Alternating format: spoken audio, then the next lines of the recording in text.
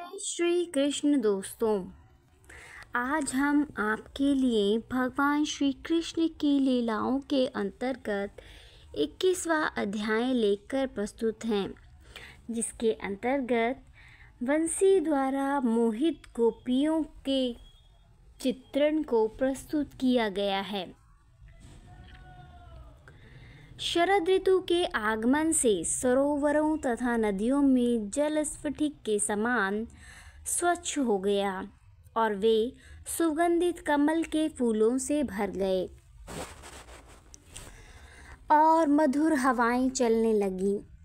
One के इस वातावरण से कृष्ण अत्यंत प्रसन्न हुए, क्योंकि फूल खिले हुए थे और भरे तथा मधुमक्खियां आनंदित होकर गुंजार रहे थे।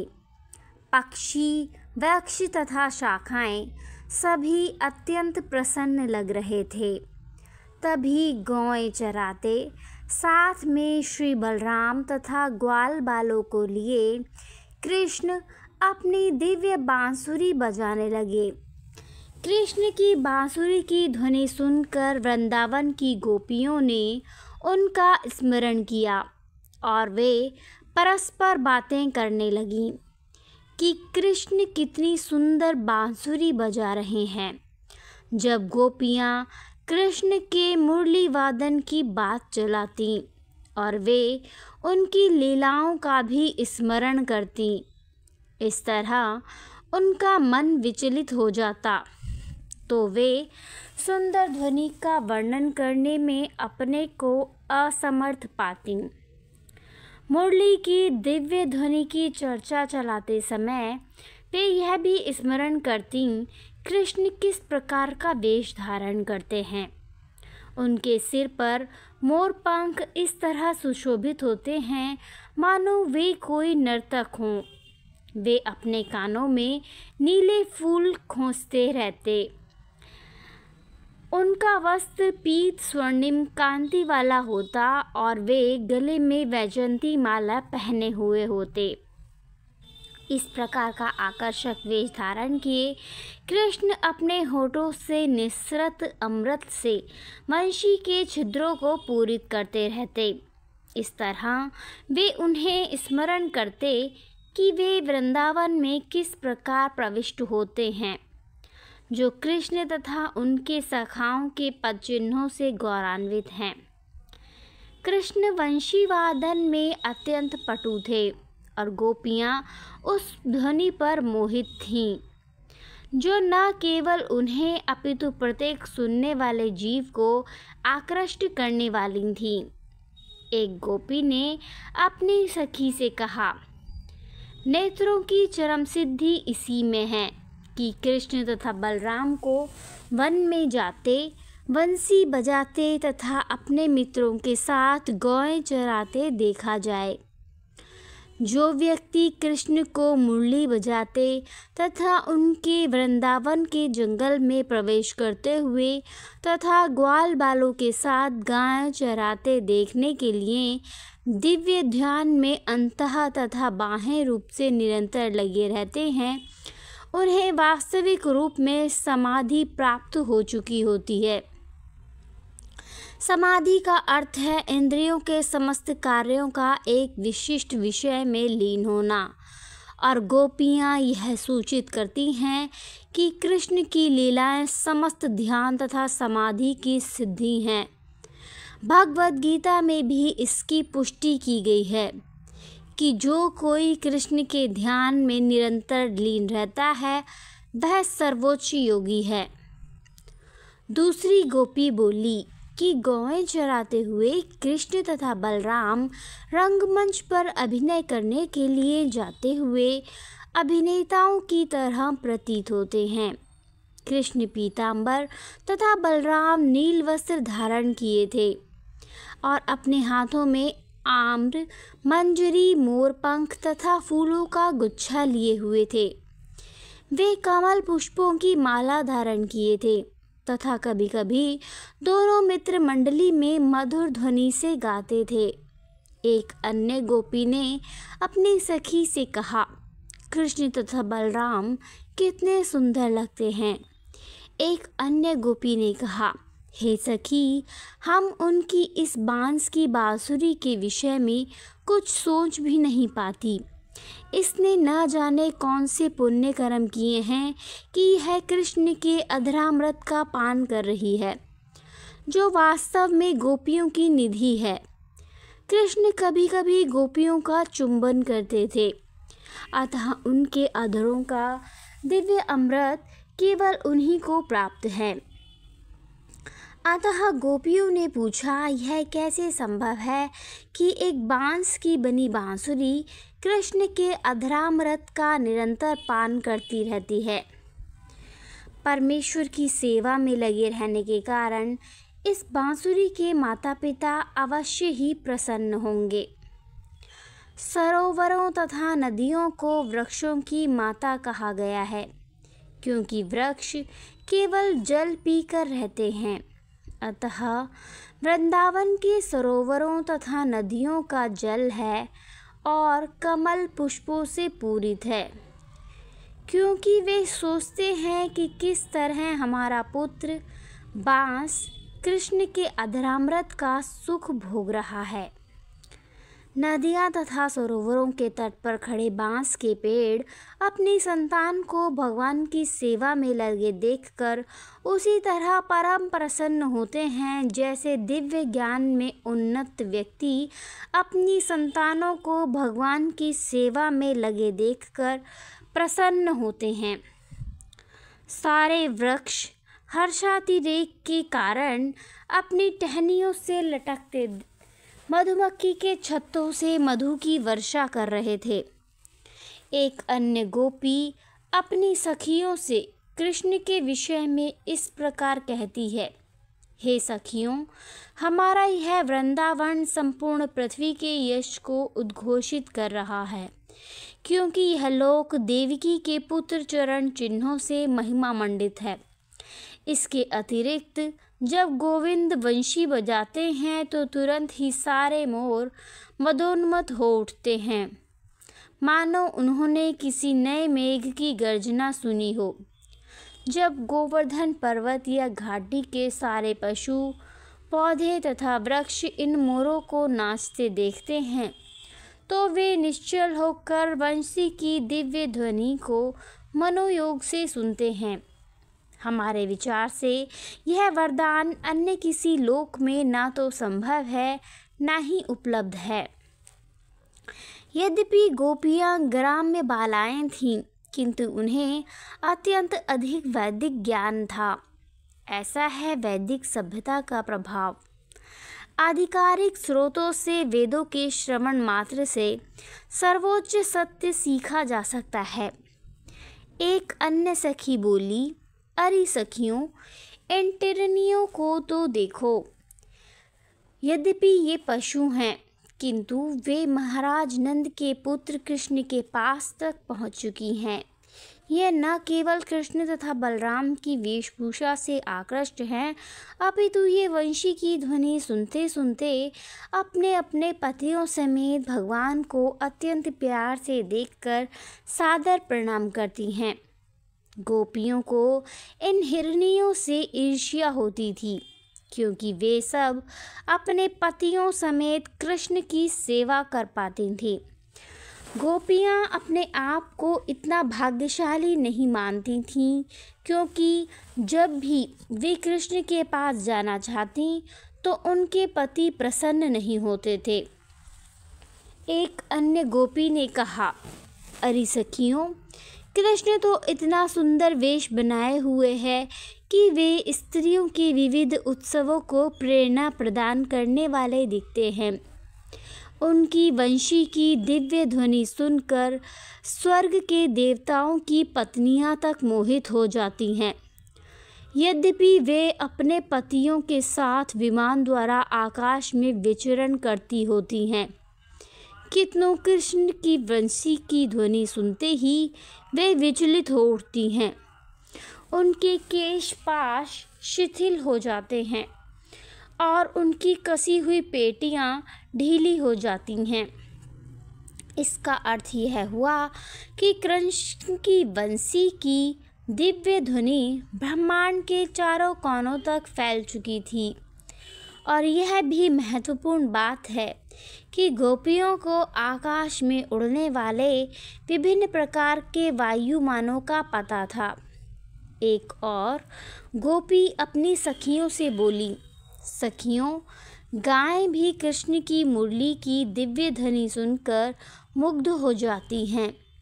यह ध्वनि उन्हें अमृत वर्षा के समान प्रतीत होती है, जिसे संचित करने के लिए वे अपने लंबे लंबे बालों को तुरंत फैला देती हैं। बछड़े अपनी अपनी माताओं के स्तन अपने मुंह में दबाए रह जाते हैं और वे दूध नहीं पी पाते।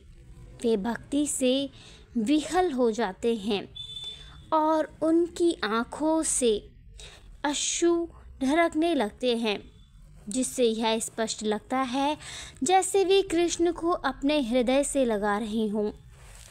ये सब क्रियाएं यह इंगित करती हैं कि वृंदावन में गौएं और बछड़े कृष्ण के लिए रोना और उनका आलिंगन करना जानते थे। वस्तुतः आँखों से अनुपात करना ही कृष्ण प्रेम की पराकाष्ठा है।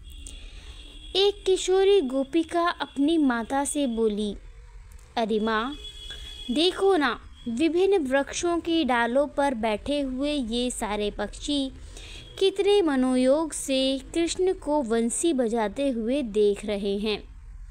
उनके स्वरूपों से ऐसा प्रतीत हो रहा है मानो ये अपनी सुधी बुद्धि खोकर कृष्ण की बंशी सुनने मात्र में तल्लीन हैं। इससे यह सिद्ध होता है कि ये सामान्य पक्षी नहीं, अपितु ऋषि मुनि तथा भक्त हैं, जो कृष्ण की बांसुरी सुनने के लिए ही वृंदावन में पक्षी रूप में अवतरित हुए हैं।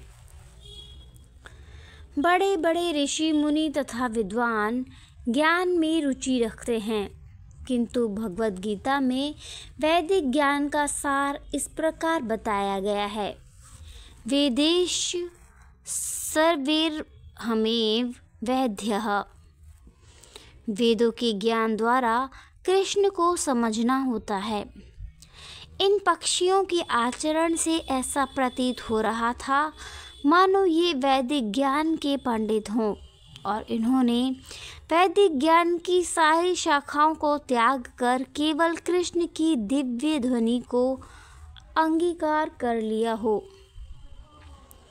यहाँ तक कि यह यमुना नदी कृष्ण की वंशी की दिव्य ध्वनि सुनकर उनके चरण कमलों का स्पर्श पाने की इच्छा से अपने उत्ताल तरंगों को त्याग कर मंद गति से प्रवाहित होती हुई एवं अपने हाथ में कमल पुष्प धारण किए तीव्र प्रेम भाव से इन पुष्पों को मुकुंद को भेंट करने जा रही है। कभी कभी जब शरदकालीन आतप असहनीय हो जाता तो अपनी मुरली बजाने में लीन कृष्ण, बलराम तथा उनके मित्रों के प्रति सहानुभूति दिखाने के लिए बादल छाया कर देते। उस समय ऐसा प्रतीत होता मानो उनसे मैत्री स्थापित करने के लिए ये बादल उनके सिरों पर छाता ताने हों। गंवार किशोरियाँ कृष्ण के चरण कमलों के स्पर्श से रक्तिम हुई वृंदावन रज को अपने मुखों तथा वक्षस्थलों पर लेप कर अपने को धन्य मान रही थीं। इन भोली किशोरियों के स्तन उभरे थे और वे अत्यंत कामाभिभूत थीं, किंतु वे अपने अपने प्रेमियों द्वारा किए गए स्तन स्पर्श से स्तन्य नहीं थीं। जब वे जंगल के मध्य पहुँचे तो उन्होंने देखा कि कृष्ण के चलते समय उनके चरण कमलों से गिरे कुमकुम चूर्ण से वृंदावन की कुछ लताएं और पत्ते लाल लाल हो गए थे। गोपियाँ उनके चरण कमलों के कुमकुम से रंजित रंज को अपने स्तनों से लगाती। जब कृष्ण बलराम तथा ग्वाल बालों के साथ वृंदावन के जंगल से होकर जाते तो यह लाल लाल चूर्ण वृंदावन की भूमि पर गिर पड़ता। अतः जब कामुक किशोरियाँ कृष्ण को बंसी बजाते हुए देखती भूमि पर उन्हें लाल लाल कुमकुम दिखता तो वे तुरंत उसे उठाकर अपने मुख तथा स्तनों पर लगा देती। इस प्रकार जो किशोरियाँ अपने प्रेमियों द्वारा स्पर्श किए जाने से संतुष्ट होती थीं, वे चरण रज के स्पर्श से संतुष्ट हो जातीं। बात यह है कि सारी भौतिक वासनाएं कृष्ण भावना अमृत के संपर्क में आते ही तुष्ट हो जाती हैं। एक अन्य गोपी गोवर्धन पर्वत की अद्वितीय स्थिति की प्रशंसा इस प्रकार करने लगी। यह गोवर्धन पर्वत कितना भाग्यशाली है कि इसे अपने ऊपर चलते हुए कृष्ण तथा बलराम का सानिध्य प्राप्त हो रहा है। गोवर्धन पर्वत को भगवान के चरण कमलों का निरंतर स्पर्श प्राप्त है। इसी कृतज्ञता के कारण गोवर्धन पर्वत तरह तरह के फल मूल औषधियाँ तथा अपने सरोवरों से स्वच्छ जल भेंट के रूप में प्रदान करता है। गोवर्धन पर्वत की सर्वोत्तम भेंट तो गौओं और बछड़ों के लिए नई उगी घास है। गोवर्धन पर्वत भगवान के प्रिय साथियों गौओं तथा बछड़ों को प्रसन्न करके भगवान को प्रसन्न करने की कला जानता था। एक अन्य गोपी ने कहा कि जब कृष्ण तथा बलराम अपनी बांसुरी बजाते हुए और समस्त चराचर से मित्रता स्थापित करते हुए वृंदावन के जंगल से होकर निकलते हैं तो वे प्रत्येक वस्तु आश्चर्यजनक लगती हैं। जब वे अपनी दिव्य बांसुरी बजाते हैं तो जंगल के चलते प्राणी चकित होकर अपने कार्य रोक देते हैं और वृक्ष तथा वनस्पति जैसे अचर प्राणी आनंद से झूम उठते हैं। कृष्ण तथा बलराम की दिव्य बांसुरियों की धुनों की ये आश्चर्यजनक प्रतिक्रियाएं हैं।